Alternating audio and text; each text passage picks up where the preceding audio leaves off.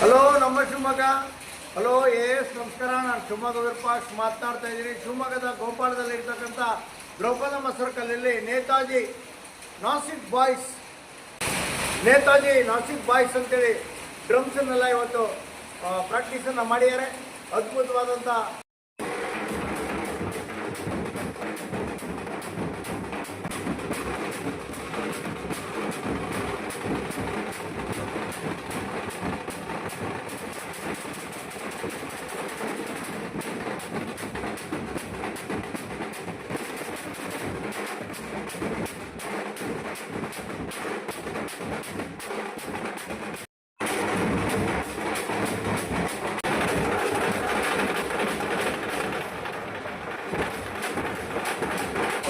ಪರ್ಫಾರ್ಮೆನ್ಸನ್ನು ಕೊಡ್ತೀವಿ ಅಂತ ಹೇಳಿದ್ದಾರೆ.